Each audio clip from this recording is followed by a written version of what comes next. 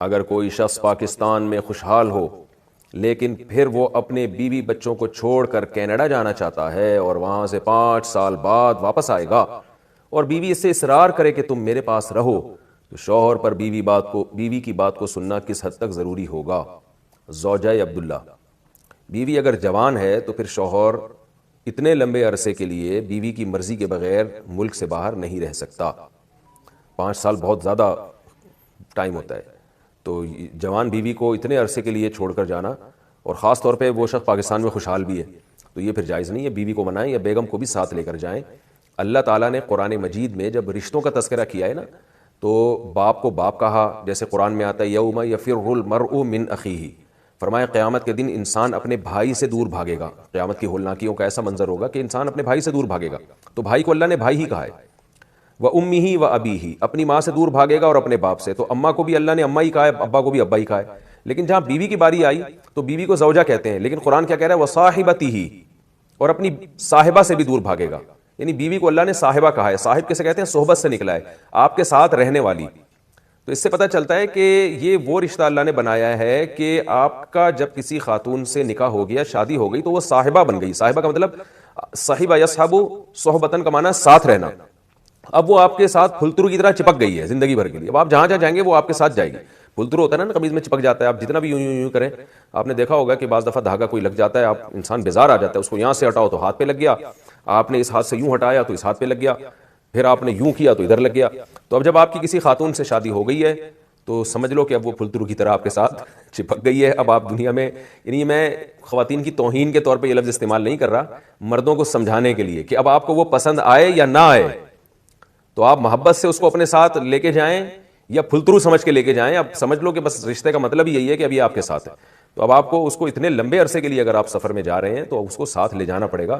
ویسے بھی ایک عورت کے ساتھ ظلم ہے کہ ایک آدمی بیوی یہاں اور 5 سال کینیڈا میں جا کے وہ گزارے، تو میں سمجھتا ہوں کہ یہ کسی بھی خاتون کے ساتھ ایک قسم کی زیادتی ہے، اس کو شوہر کی نعمت سے ہی محروم کر دیا آپ نے۔ تو بہرحال شوہر کی بیوی کی مرضی کے بغیر رہ نہیں سکتا، تو اللہ نے قرآن میں صاحبہ فرمایا کہ ساتھ ہے، تو اب سفر میں بھی ساتھ، حضر میں بھی ساتھ۔ ہاں کبھی وقتی سفر ہوتے ہیں ادھر ادھر انسان کو ضروری جانا ہوتا ہے، اس میں نہ لے کے جائے، لیکن اتنے لمبے عرصے کے لیے یہ بالکل بھی مناسب نہیں ہے۔ اور اس میں عورت کا بھی خطرہ ہوتا ہے خدا نخواستہ برائی میں مبتلا ہونے کا، اور خود مرد کا کتنا خطرہ ہے، وہ وہاں جا کے یا تو شادی کرے گا یا 5 سال اپنے آپ کو کیسے روکے گا برائی سے۔ اگر شادی کرتا ہے تو پھر عدل کیسے کرے گا؟ یعنی عدل کا بھی تو مسئلہ ہے نا، دونوں بیویوں میں برابری کرنی ہے۔ 5 سال اس زوجہ کے پاس رہے گا تو اس بیوی کا کیا ہوگا بیچاری کا؟ تو یہ سارے مسائل پہلے سوچنے چاہیے انسان کو۔ اس زوجہ سے جو ہم بستری ہے وہ صرف اسی راستے میں جائز ہے جس سے اولاد ہوتی ہے، کیونکہ عورت کو اللہ نے بنایا ہے نسل بڑھانے کے لیے، تو کوئی بھی ایسا ہم بستری کا طریقہ اختیار کرنا جو نسل بڑھانے کا ذریعہ نہ ہو، یعنی وہ نیچرل نہ ہو، تو وہ حرام ہے۔ تو اس میں اللہ نے یہ حکم دے دیا، تو اس سے صاف یعنی حدیث سے بھی پتہ چلتا ہے، اور تمام فقہاء کا اجماع بھی ہے اس آیت کی روشنی میں کہ مسئلہ تھوڑا حیا کے خلاف ہے، لیکن میرا خیال ہے بتانا ضروری ہے کہ پچھلے راستے سے عورت سے ہم بستری کرنا بالکل حرام ہے، ناجائز ہے، اور نبی صلی اللہ علیہ وسلم کی اس پہ بہت شدید لعنت ہے، بہت شدید وعید ہے۔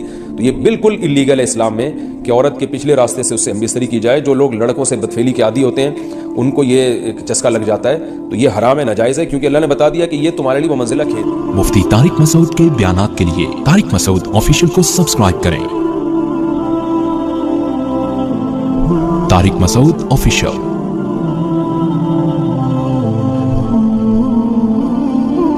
اللہ نے ارشاد فرمایا نساؤکم حرث لکم، تمہاری عورتیں تمہارے لیے بمنزلہ کھیت کے ہیں۔ حرث عربی میں کھیت کو کہتے ہیں، تو بمنزلہ کھیت کے ہیں۔ جیسے بیج ڈالا جاتا ہے کھیت میں اور اس سے پیداوار بڑھتی ہے، تو عورت کی جو ایک حیثیت ہے، نیچر نے جو اس کی ایک حیثیت متعین کی ہے، وہ بھی ایک نسل بڑھانے کا ذریعہ ہے، جس میں مرد کا جو اسپم ہے وہ بطور بیج کے ہے اور جو اولاد ہے وہ ایک پیداوار کی طرح ہے۔ تو اللہ نے یہ یاد رکھیں، اس آیت کو نا بہت سارے غیر مسلموں نے عورت کے خلاف بہت نیگیٹیویٹی پھیلائی ہے کہ دیکھو اسلام عورت کی توہین کرتا ہے، اس کو کھیتی سے تعبیر کرتا ہے۔ تو کچھ لفظ کسی اور زبان میں جب وہ جاتے ہیں نا تو وہ توہین کا معنی دیتے ہیں۔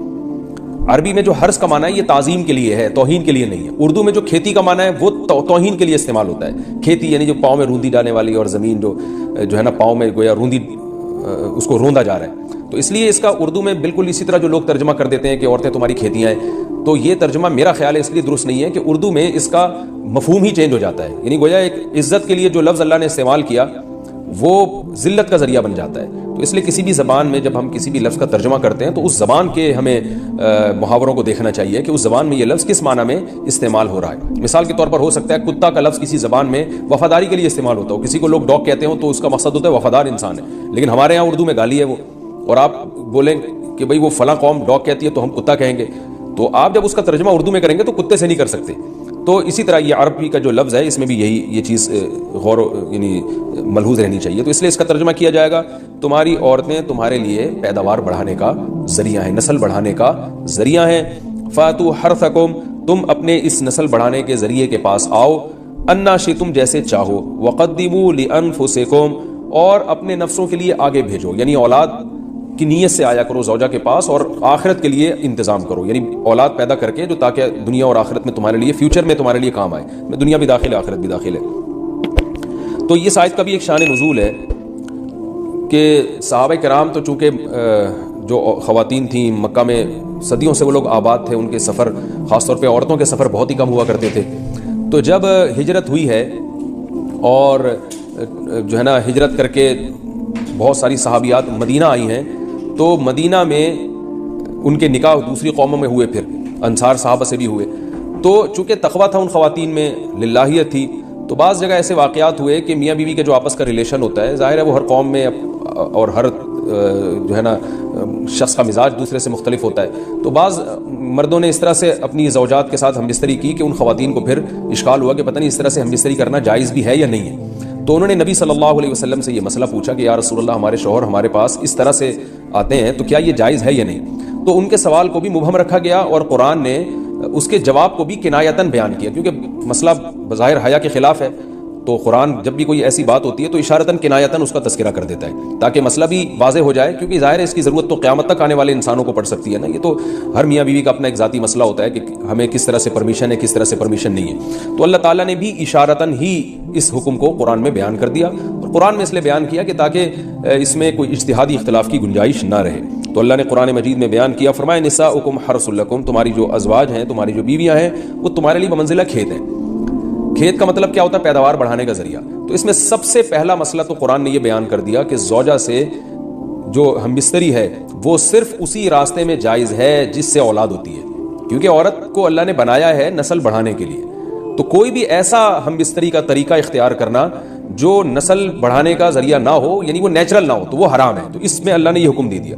تو اس سے صاف یعنی حدیث سے بھی پتہ چلتا ہے اور تمام فقہاء کا اجماع بھی ہے اس آیت کی روشنی میں کہ مسئلہ تھوڑا حیا کے خلاف ہے, لیکن میرا خیال ہے بتانا ضروری ہے کہ پچھلے راستے سے عورت سے ہم بستری کرنا بالکل حرام ہے, ناجائز ہے. اور نبی صلی اللہ علیہ وسلم کی اس پہ بہت شدید لعنت ہے, بہت شدید وعید ہے.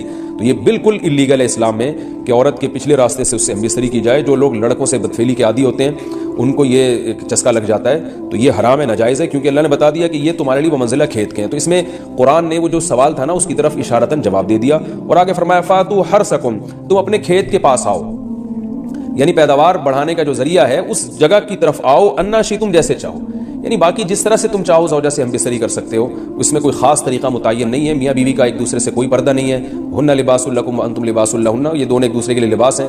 تو اس میں طریقہ کار کوئی بھی ہو سکتا ہے, کسی بھی طرح سے کرنا چاہو ایک دوسرے سے لطف اندوز ہو سکتے ہو. لیکن فاتوا حرثکم آنا موضع حرث میں ہے. حرث کا مطلب اس جگہ کی طرف آنا ہے جہاں سے نسل بڑھتی ہے, کسی اور راستے کی طرف. اس سے صاف طور پر جو ہے نا وہ جو فاسق فاجر لوگوں کی جو برائی ہے جو لڑکوں سے بدفعلی کے نتیجے میں پیدا ہوتی ہے, اس کا اللہ نے قلعہ کر دیا کہ اس کی اسلام میں بالکل اجازت نہیں ہے. باقی طریقہ کار کیا ہوگا یہ تمہارے اوپر, اس کی اللہ نے تمہیں اجازت دی ہے. وقدموا لانفسکم, اور چونکہ بار بار حرث کا تذکرہ ہو رہا ہے کہ نسل بڑھانے کا, تو اس لیے اللہ نے فرمایا کہ قدموا لانفسکم, اپنی ذات کے لیے فیوچر میں انتظام کرو. قدموا کا مطلب آگے بھیجو اپنی ذات کے لیے سرمایہ. کیا مطلب کہ جب زوجہ سے ہم بستری کرو تو نیت اولاد کی ہونی چاہیے, تاکہ وہ اولاد دنیا میں بھی اور آخرت میں بھی تمہارے لیے ذخیرہ بن جائے. تو یہ نسل بڑھانے کی بہت زبردست ترغیب ہے اس آیت میں. اور اس آیت میں اللہ نے عورت کا کہ بہت ساری ذمہ داریوں میں سے ایک بڑی ذمہ داری کا بھی بیان بتا دیا کہ عورت کو اللہ نے بنایا ہے. جو مرد اور عورت کا جو فرق رکھا ہے نا, اس فرق کی بڑی وجہ یہی ہے کہ مرد کے اسپرم کو اللہ نے بیج کے طور پہ پیدا کیا ہے اور عورت کو اللہ نے زمین کے طور پہ. تو بیج اور زمین کے ملاپ کا بنیادی مقصد ہی نسل بڑھانا, پیداوار بڑھانا ہوتا ہے, نہ یہ کہ نسل روکنا. آج فیملی پلاننگ والوں نے اس آیت کی دھجیاں اڑا دی ہیں اور جو پوری دنیا میں ایک بےہودہ قسم کی تحریک چل رہی ہے، یہ آیت بالکل اس کی نفی کر رہی ہے. اس لیے اللہ نے فرمایا، اچھا اللہ نے اس کا بھی جواب دے دیا کہ جو فیملی پلاننگ والے کہتے ہیں نا نسل بڑھنے سے تمہارا نقصان ہوگا، خرچے بڑھ جائیں گے، تو اللہ فرماتا ہے قدموا لانفسکم، تمہارا فیوچر بن جائے گا، سنور جائے گا. کیونکہ اولاد پہ اتنی انویسٹمنٹ نہیں ہوتی جتنا اس کا آؤٹ پٹ ہوتا ہے. ان پٹ کم ہے، آؤٹ پٹ زیادہ ہے. انویسٹمنٹ کم ہے، اس کے جو پروفٹ ہے وہ زیادہ ہے، دنیا میں بھی اور آخرت میں بھی. تو اللہ نے فرمایا اپنے نفس کے لیے، فیوچر کے لیے انتظام کرو، بڑھاپے کے لیے انتظام کرو. تمہارے بیٹے ہوں گے، بیٹیاں ہوں گی، پوتے ہوں گے، نواسے ہوں گے، بہویں ہوں گی. یہ دنیا کا مستقبل اور آخرت کا مستقبل کیا ہے. جو عبداللہ بن عمر رضی اللہ تعالیٰ عنہ نے جب نکاح کا ارادہ ترک کیا تو آپ کی جو ہمشیرہ تھی حضرت حفصہ، انہوں نے فرمایا کہ نکاح کرو، تمہارے اولاد ہوگی، دنیا سے جاؤ گے تو تمہارے لیے دعائیں مانگے گی. تو یہ آخرت کے لیے ذخیرہ